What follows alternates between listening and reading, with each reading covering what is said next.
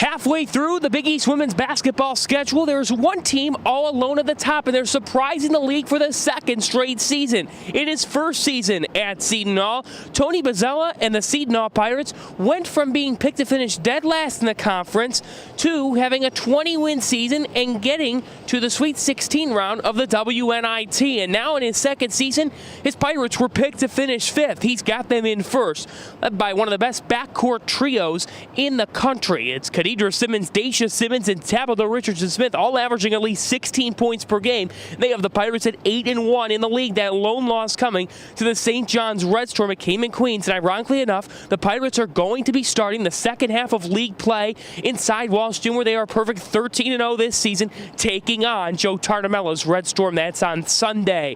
St. John's is in a two-way tie for fourth. We'll get to them in a second. There's a two-way tie for second. We know about the DePaul Blue Demons. This team averaging 89.9 points per game. That's the best mark in the country. They certainly know how to score. There's no doubt about that, with Brittany Urinko, the Big East Women's Basketball Player of the Week, doing big-time things. But how about the surprising team in second with them at 7-2 in the league? Perfect at Hinkle Fieldhouse in conference play. It's the Butler Bulldogs. This team got off to a rough start to their season, but they got the losses out of the way. And now they're playing really good basketball, led by Lauren Goodwin in the backcourt, and then Ijuamo Uchendu down low. It's balance. That's what their offense is all about. And Butler is playing very good basketball thus far in conference play. I'm really surprising the league, especially after a tough start to the season and a first-year coaching staff. And then, in a tie for fourth, it is the St. John's Red Storm and the Villanova Wildcats. Now, these two teams, St. John's one that's only allowing 55.5 points per game. Villanova getting the best of the Red Storm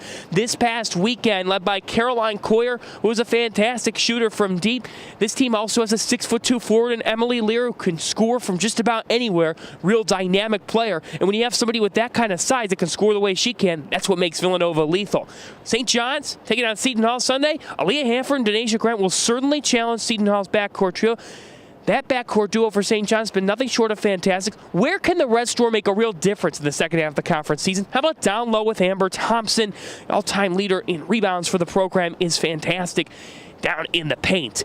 And then in the back half of the league, some teams to watch that are under the radar in the second half of league play. It's the Creighton Blue Jays. Marissa Janning, still such a great scorer. While they're in the back half of the league right now, this team has a very good offense and a very, very tough place to play out in Omaha. One to watch as the road to Chicago continues till March. And then in a tie for eighth, it's a couple of teams that very intriguing. The Georgetown Hoyas, led by Dorothy Adameko, who has in all likelihood been the Big East freshman of the midseason thus far in Big East Women's Basketball Conference. So she's earned the recognition several times. Every week it seems like her name is popping up, and down low, averaging over 7 rebounds per game. A very good Georgetown attack led by first-year coach Natasha Adair. And then it's the Providence Friars. They've had the injury bug, but folks, while they're in the back half of the league, they are scary good. They've given a couple teams a couple of scares here in early conference play. One to watch, if they can get healthy come March, could pull off a surprise or two when we get to Allstate Arena for the Big East Women's Basketball Tournament.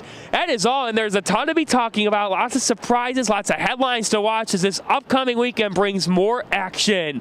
Reporting on Big East Women's Basketball for the BETN, I'm John Fanta.